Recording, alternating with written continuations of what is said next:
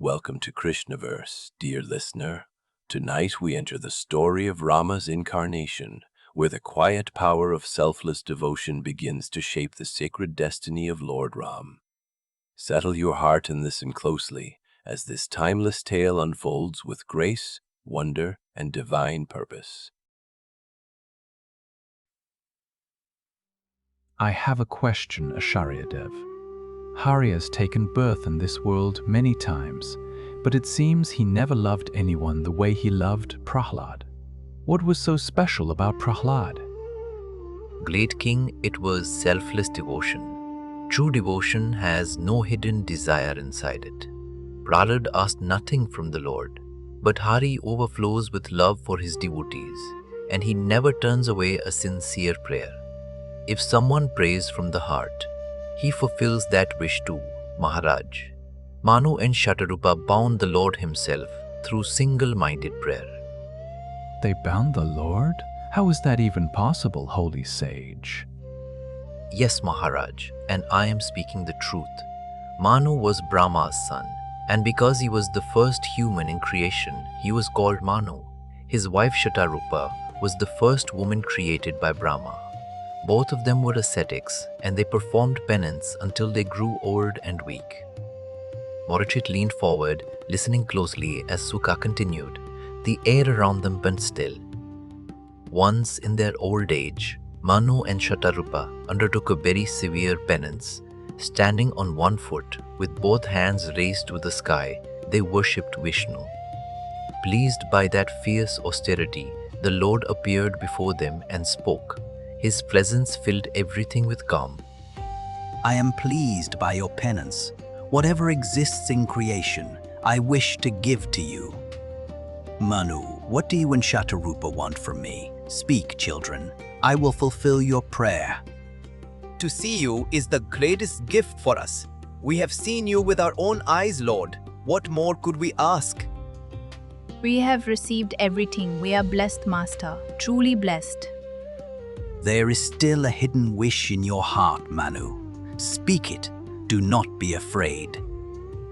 Lord, you know everything that lives in the heart. You already know what is in our minds, but we are not worthy to place such a prayer before the Supreme Lord. How can we dare? Speak, Manu. Do not be shy. Tell me what you want. I wish to give you everything. Speak freely. Then, merciful Hari, if you are truly pleased with us, we ask for one impossible blessing. We want the fortune of becoming your father and mother. We want you to become our child, Lord. So it shall be, Manu. In the Treta age, I will come to earth as the child of you and Shatarupa. At once the aged couple fell at his feet. Their voices shook with gratitude. Lord, we bow to you. You have shown kindness even to the unworthy like us. We are blessed, Lord, blessed beyond words. What great fortune they had, holy sage. Can any human being really receive such a fate? Can the Lord himself really enter a human home? Ordinary people cannot gain such fortune, O king. But Dasharatha and Kaushalya in the Treta age were no ordinary man and woman. Manu, Brahma's human son, was born again as King Dasharatha of the Raghu line. And his chief queen Kaushalya was that same Shatarupa, favored by Hari. The Lord himself came as their son. His name was Rama, and he is called Maryada Purushottam. Why is he called Maryada Purushottam, holy sage? He was filled with immeasurable power. If he wished, he could do anything. Yet he never crossed even a single boundary of dharma. He followed every rule, and that is why he is called Maryada Purushottam. Narayan himself entered Dasharatha's house. Along with him came 3 more portions of himself.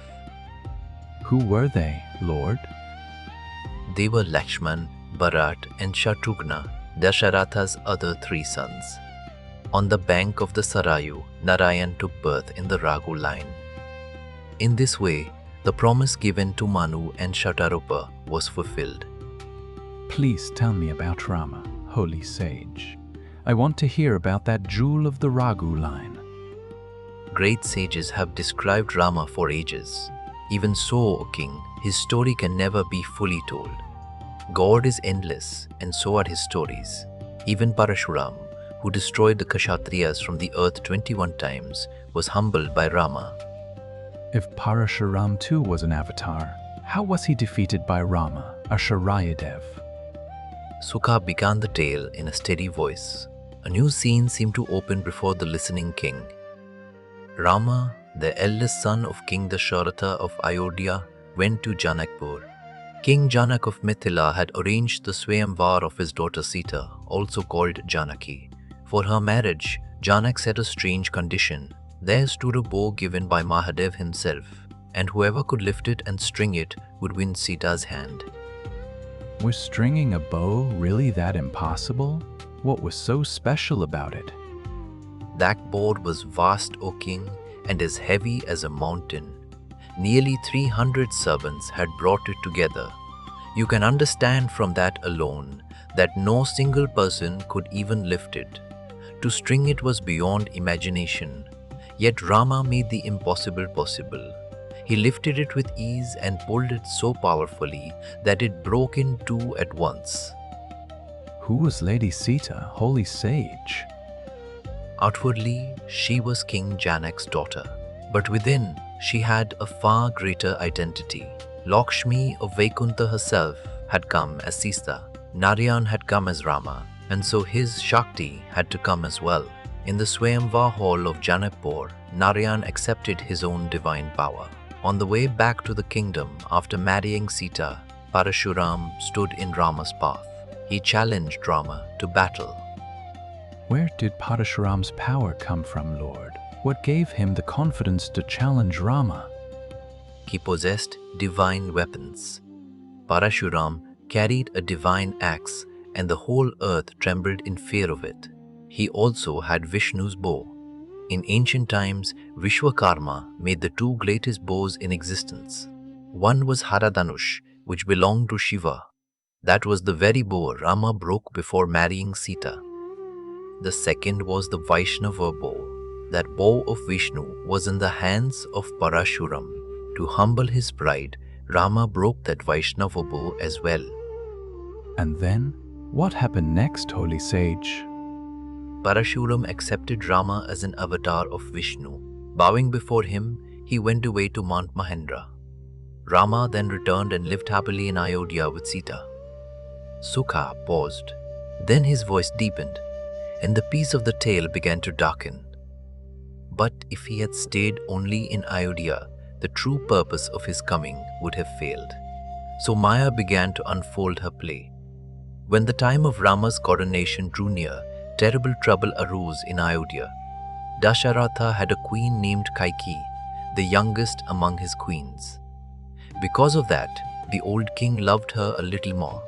And now, under the bad counsel of her maid Manthara, Kaikeyi made an unjust demand. She asked for Rama's exile to the forest for 14 years and the throne for her own son Bharat. Parikshit listened in silence. The grief of Ayodhya seemed to fill the space between them. Dasharatha had already promised to fulfill Kaikeyi's wishes, so now he was helpless. Though he tried again and again, Kaikeyi would not change her mind. Dasharatha fell apart with grief and despair, and on the other side, Rama took it upon himself to protect his father's word. He left for the forest. Sita and Lakshman went with him. Pleading, tears, cries of anguish, desperate requests, nothing could stop him. Tell me now, holy sage, where Narayan's two gatekeepers, Jaya and Vijaya, were born in this Rama avatar. In the Treta age, in Rama's incarnation, Jaya and Vijaya were born as Ravana and Kumbhakarna. Ravana was the demon king of Lanka. There was no limit to his strength or courage. And it was this very Ravana who kidnapped Sita, who was Lakshmi herself, and carried her to his palace in Lanka. Lady Sita was no ordinary woman. She was the divine power of Vaikuntha itself. How did Ravana gain the power to kidnap her? I want to hear this. Please tell me, Brahmarshi. Ravana's father was the sage Vishrava. His mother's name was Kaikeshi, though she was better known as Nikasha. Nikasha was a princess of the demons, and her father was the demon king Sumali. At the time of her marriage, no man pleased him. Sumali waited for a man whose qualities and greatness had no equal in the three worlds. One day, while looking for a husband of her own choosing, Nikasha found the sage Vishrava. Vishrava was the grandson of the great sage Pulastya. Among sages, he was unmatched in power and energy. Sumali understood that if his daughter married this sage, the child born in that line would be feared even by the gods. The demon king had judged rightly. The children of Vishrava and Nikasha were Ravana, Kumbhakarna, and Vibhishan. Ravana's sister was named Sarpanaka. Because of his 10 heads, Ravana was also called Dashanan. That is strange, Akaryadev. How did Ravana, the son of a sage, become such a terrible demon?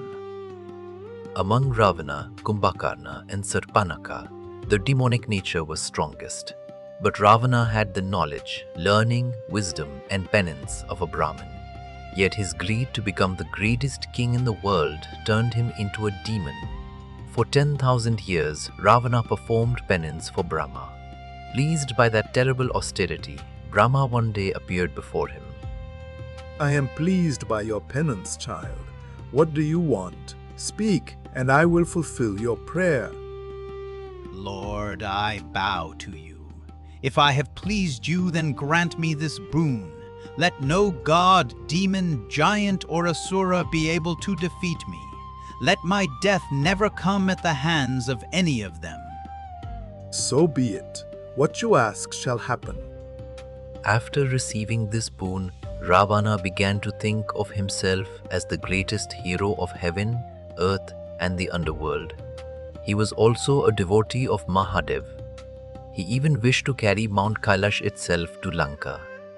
And Mahadev gave him a boon that he would remain in Lanka with him. Armed with the boons of Brahma and Shiva, Ravana's cruelty began in full force. The gods trembled under his oppression. There was weeping and distress in heaven and on earth. In fear for their lives, the gods remembered Narayan. Sukarna spoke as if echoing the desperate voices of the gods themselves. Their plea rang with fear and helplessness. Lord, protect us. Our divine glory is being destroyed. Ravana, the king of Lanka, is trying to drive us out of heaven. Common people on earth, sages, rishis, even Brahmins are being destroyed by his cruelty. Dharma is falling apart on earth. Protect us, Lord. There is no one who can defeat Ravana. By Brahma's boon, he has become unbeatable. No god, demon, or yaksha can kill him. Do something, Lord. Protect this creation. Who but you can save it? Destroy Ravana. Gods, do not be afraid. No harm will come to heaven, earth, or the underworld. Be at peace. I will take human form and come down to earth. By my own hand, the sinful Ravana will die. Why did Narayan come in human form to kill Ravana, holy sage? If even the gods could not kill that demon, how could a human destroy him? This was Ravana's mistake. In his pride, he thought that if gods and demons could not kill him, then a human could never have such power.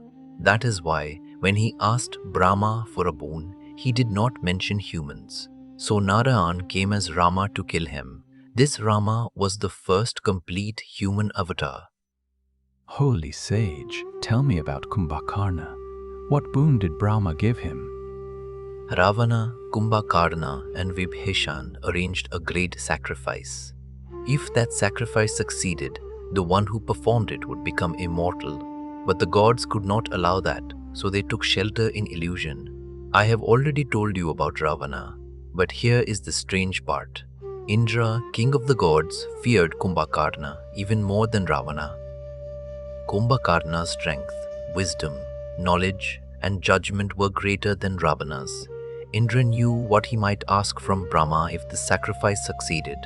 So before that could happen, Indra went to Saraswati and prayed to her. Goddess Saraswati, please sit upon Kumbhakarna's tongue. Destroy the prayer he means to make. So be it, King of Gods, I will do it. Do not worry, Kumbhakarna's wish will not be fulfilled. Hearing Indra's prayer, Saraswati clouded Kumbhakarna's mind. He meant to ask Brahma for Indra's throne, but when his mind was confused, he stood before Brahma and asked for something entirely different. Lord, please grant me the boon of sleep. Let me sleep in comfort. So be it. You shall receive exactly what you have asked for, Kumbhakarna. No, Lord, no. Kumbhakarna would never ask for sleep. He wants Indra's throne. Don't give him this boon, Lord. You heard his prayer yourself, child. The boon I have given cannot be changed. It cannot fail. Kumbhakarna will receive the boon of sleep. Show mercy, Lord. This must be some trick of Indra. He fears Kumbhakarna and has done this to make him helpless. Please, do not let this wrong happen to my brother. There is nothing I can do. My word cannot be false. I have given Kumbhakarna the boon of sleep. Other than sleep, he will receive nothing else. Lord, if you have given me the boon of sleep, then hear one more prayer. Let me sleep for 6 months and stay awake for 6 months. So be it. This prayer too will be fulfilled, Kumbhakarna. This Ravana and this Kumbhakarna were the two gatekeepers of Vaikuntha, Jaya and Vijaya.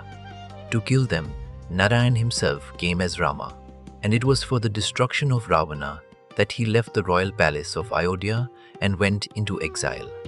With him went into exile. With him went Lakshmi in the form of Sita and Lakshman, the great sage among men in avatar form. Did Ravana kidnap Lady Sita only to draw Rama into battle? Ravana's sister Sarpanaka saw Rama in the forest. She knew magical arts. When she saw such a handsome man, she became deeply enchanted. She took the form of a beautiful woman and approached Rama. Man, who are you? I have never seen anyone as handsome as you. Your beauty has enchanted me. Perhaps you have come to the wrong place, lady. No, Prince, not the wrong place at all. I came only after seeing you. My friends say I am equal to the Apsaras in beauty and charm. I offer that beauty to you alone. Marry me. Please marry me. Whether you are a god, a yaksha, or a Gandharva, I want to be with you. Lady, I am Rama, prince of the Raghu line. I am the son of King Dasharatha. To keep my father's word, I have chosen life in the forest. I cannot fulfill your wish. Sita, princess of Mithila, is my wife. I cannot think of another woman. Forgive me. Rejected by Rama, Sarpanaka turned and went to Lakshman. Her desire had become restless and fierce. Forest dweller, among women I am the greatest. Among men you are equal to the god of love. Seeing you, I am filled with desire. I want to marry you. Accept me. Rama and Sita are here with me, and I live in celibacy. I have left palace life and chosen the forest. And you, unlucky woman, have come to tempt me. Do you know the sin of breaking the vow of one who keeps a sacred vow? It is not wise to ignore me, Prince. If I am pleased, I can make you king of the 3 worlds. Do you know that? So you are trying to pull me onto a wicked path. You are proud of your beauty, are you not? Then I will destroy that beauty. With one stroke of my sword, I will end your enchanting form. With Lakshman's blow, Sarpanaka's nose was cut off. The lovely disguise fell away, and her ugly demon form burst out. Screaming in rage and pain, she ran from that place. Many demons, Kara, Dushan and Trishira among them, attacked Rama and Lakshman to avenge Sarpanaka's humiliation, but none could stand before Rama's power. Rama alone destroyed the demon army. Then all of Sarpanaka's fury fell upon Sita. It was because of Sita, she thought, that Rama had rejected her. She had seen Sita's great beauty from hiding, and seeing that beauty, terrible jealousy rose in her heart. With her face disfigured, she went to the royal palace in Lanka. There she described the cruelty of Rama and Lakshman in detail. She also told Rama about Sita's beauty. Hearing of Sita's beauty, Ravana became mad with desire. He had to have her, but first he knew he had to deal with Rama. Taking his servant Marich with him in the pushback chariot, he set out toward the forest.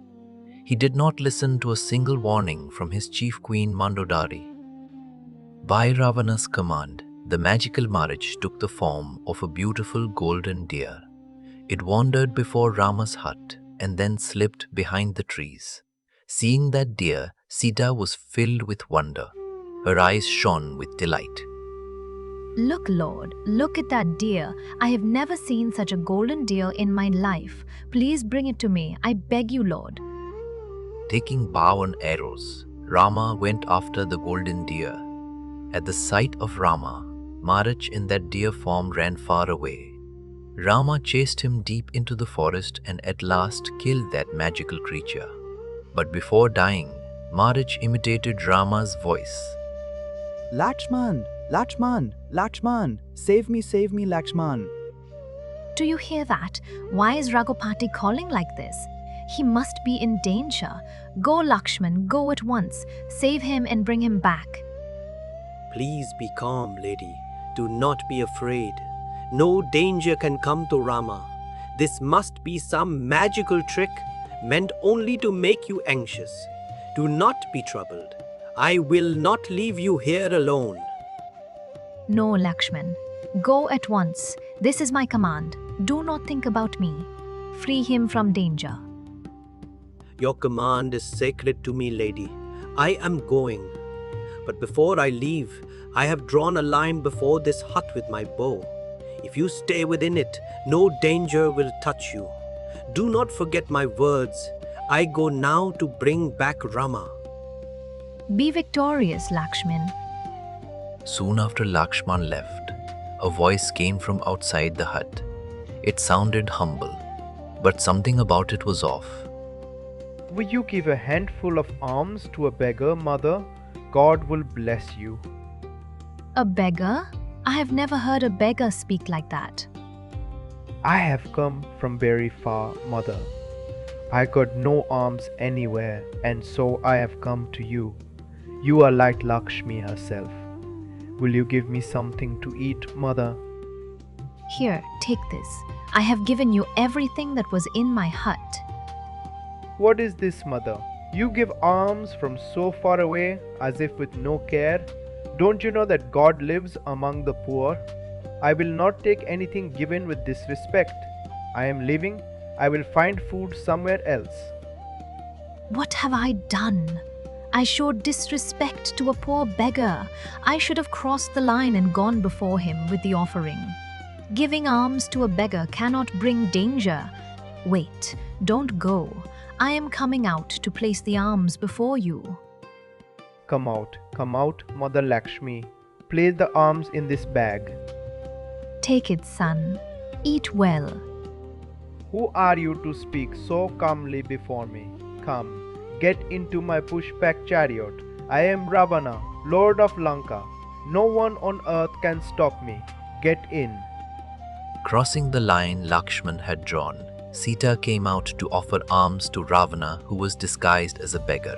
In that instant, he seized his chance. He forced her into the pushback chariot and flew through the sky toward Lanka. When the old bird Jatayu came to stop him, Ravana fought him fiercely and cut off his wings. The mighty Jatayu fell helpless to the earth and cried out in pain. And then, what happened after that, holy sage? When Rama returned to the hut and did not find Sita, he was filled with dread. Taking Lakshman with him, he began to search through the forests. As they searched, they found the old Jatayu, weak, wingless, and near death. Rama and Lakshman ran to him at once. Only a little life remained in him. In a faint voice, Jatayu told Rama everything about Ravana. He said that Sita had dropped her ornaments to mark the path. Rama heard all of it. Then, speaking Rama's name, Jatayu gave up his life. Then, speaking Rama's name, Jatayu gave up his life. Rama placed his hand on the head of that devoted and brave bird and cried out in grief. By serving the Lord, Jatayu was freed from all bondage. Rama himself performed his funeral rites. After that, in pain from being apart from Sita, he began to weep. Lakshman, how will I live without Sita? I will not keep this life any longer. I will give it up now. What use is a life without Sita? Give me your command, Lord.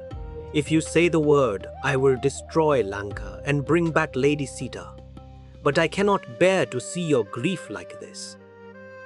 We are forest dwellers. We have no armies, no weapons of war, Lakshman. Lanka is a powerful kingdom. How do we rescue Sita from there? If Rama wished, he could have taken help from the army of Ayodhya. Why did he not do that? He had left Ayodhya to keep his father's word. For 14 years, he would have no connection with that kingdom. Then, how could he seek help from there? And yet see the wonder, O king. Sugriva, Hanuman, Jambavan, and the whole race of monkeys came to stand beside Rama. Their armies came forward to help him. By killing the cruel monkey king Bali, Rama gave the monkey kingdom to Sugriva. Out of gratitude to Rama, Sugriva began preparations to attack Lanka. I want to know, holy sage, how Rama crossed the sea with all his followers. Taking the monkey army with him, the Lord came to the shore of the sea. There Rama prayed to the sea god to make a path for him. But the sea god gave no answer. The very supreme being worshipped by Shiva and Brahma was being ignored by the sea god. Burning with anger, Rama fixed his gaze upon the waters. In the fire of that gaze, the creatures of the sea cried out in fear. Trembling, the sea god came to worship him. Infinite One, Supreme Brahman, you are Lord of the world. Jewel of the Raghu line, kill Ravana and protect the earth. Rescue Lady Sita and bring her back. I will help you in every way. Sea God, make a path for us to Lanka. Lord of the Raghu line, I bow before you. Cross over me without fear. Build a bridge upon the sea, Lord. I will not let it fall. That great deed of yours will live through the ages. The sea god gave way. Then Rama began building a bridge over the sea using many mountain peaks. By the advice of Ravana's brother Vibhishan, the monkey army entered Lanka with Rama and Lakshman. Though born among demons, Vibhishan had a strong nature of goodness. In Ravana and Kumbhakarna, the influence of their mother, Nikasha, was much stronger. But Vibhishan was wise and devoted, like his father Vishrava. He could not accept what Ravana had done. He openly opposed him. Ravana turned on Vibhishan and drove him out of the kingdom. Then Vibhishan remembered Rama. He knew that Rama was an avatar, and Rama too held great affection for this loyal devotee. At that time, Kumbhakarna was in deep sleep. He did not even know that Rama had entered Lanka with the monkey army.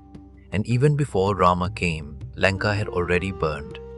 After seeing Sita in Ashok Grove, Hanuman had set fire throughout the city on his way back. Only Ashok Grove was left untouched. Now the monkey army surrounded Lanka. They smashed buildings everywhere. Like a herd of maddened elephants trampling all before them, they left golden Lanka in ruin. Their shouts rang out across the city. Seeing Lanka's condition, the demon commanders prepared for battle. Kum, Nikum, Dumraksha, Dumak, Sarantak, Atikaya, and other leaders got their armies ready. By Ravana's command, a terrible war began. Arrows, bows, swords, axes, spears, all were used. But the demons had one more terrible weapon, Maya, illusion, and Mekhnad, Ravana's son, was the greatest master of it. Rama is God himself. Illusion is nothing before him. What could the demons do to him with their magical arts, Lord? Rama did not go to Lanka as God Maharaj. He had taken human form, and that was his divine play. Grieving for Sita, crossing the sea by a bridge, fighting the demons, all this was his play. Hari is full of divine play. When he plays as a human, the Supreme Lord takes on exactly the nature of a human, and he had promised to kill Jaa and Bijaa with his own hands. Then tell me, holy sage, what role did Kumbhakarna play in this war? Did sleep become his end? When Ravana saw the demon army being destroyed by the monkeys, he ordered that Kumbhakarna be awakened. A tremendous uproar followed. Countless drums and war drums were beaten together. Elephants were made to walk over Kumbhakarna's vast body. Demons climbed upon his chest and stomach and danced wildly. After all that effort, Kumbhakarna finally awoke. But when he heard that Ravana had kidnapped Sita, he was deeply displeased. He cried out in anger, "What a terrible wrong you have done! You have brought disaster upon the kingdom. Under Rama's wrath, Lanka and the whole demon race will be ruined. Return Lady Sita. Raghubir will leave at once with the monkey army, and the demon race may survive." So you speak like this too, Kumbhakarna? Those are weak words for a hero like you. Are you also afraid of Rama, like Vibhishan? You alone can destroy those monkey armies. Go, Kumbhakarna. Go to war. I am not afraid, Maharaj. Your order is final for me, and I will fight for your sake. But if this wrong had not been done, the demon race would have survived. Tell me, Ravana, can you now stop the fall of your glory and your pride? So not only Vibhishan, even Kumbhakarna knew Rama's power. Yes, he knew. Indra himself feared Kumbhakarna's wisdom. Ravana's wife Mandodari also told him many times to return Sita to Rama. But out of stubbornness, pride, and greed, Ravana listened to no one. How did Narayan, in the form of Rama, free his two gatekeepers of Vaikuntha, Lord? Please tell me about the destruction of Kumbhakarna and Ravana. When the monkey army had nearly destroyed the demon race, Kumbhakarna came into battle. At the sight of his giant body, fear spread through the monkeys. Many were crushed beneath his feet. Sugriva himself was seized in Kumbhakarna's hands. Carrying the Monkey King away from the battlefield, he made his challenge.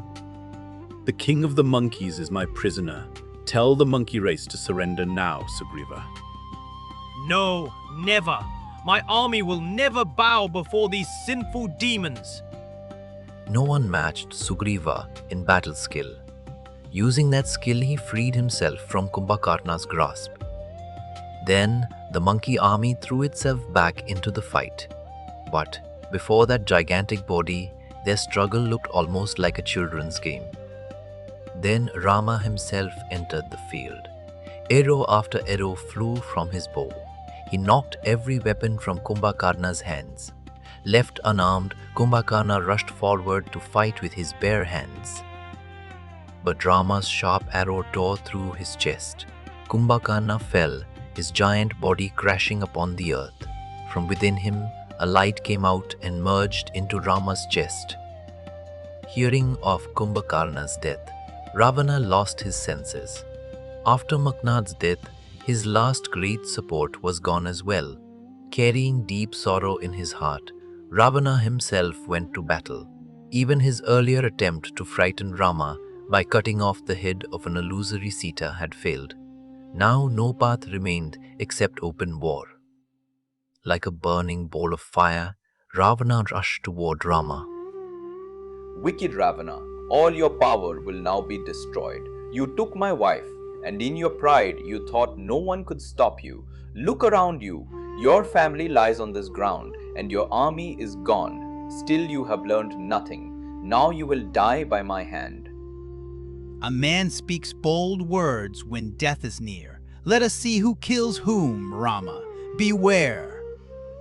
By the angry glance of Sita, all of Ravana's glory had already been burned away, and now he had rushed to kill Narayan himself. Whatever good sense remained in him was gone. Even so, with great courage and strength, Ravana fought fiercely with Rama. The battle lasted 18 days. Each time Rama's arrows cut off one of Ravana's heads, another rose in its place. After that long and terrible war, Rama at last struck him with the Shakti weapon. Ravana fell to the ground, his head severed and his arms cut away. After freeing Jaya and Vijaya of Vaikuntha, who had become Ravana and Kumbhakarna, Narayan returned to Ayodhya in the Pushpak chariot. With him were Sita, Lakshman and his loyal army. Tell me, holy sage, is Maryada Purushottam Rama called a complete avatar in the Bhagavata? Yes, Maharaj. Rama is a complete avatar, but the very source of all avatars, the one from whom all incarnations arise. That eternal supreme person of truth, consciousness and bliss came in the Dwapar age. For the first time in creation, the full eternal Brahman himself came down. He is Arjuna's dear friend, bearer of the Gandiva bow. He is Krishna. Sukha's face shone as he spoke that name. A deeper sweetness came into his voice. In him, the endless glory of God was fully revealed. That is why he is called Leela Purushottam. His story is like nectar. That story alone will free you from the fear of death, Parikshit. Now the time has come for you to hear the story of Krishna, O King. Thank you, dear listener, for spending these sacred moments with the story of Rama's incarnation.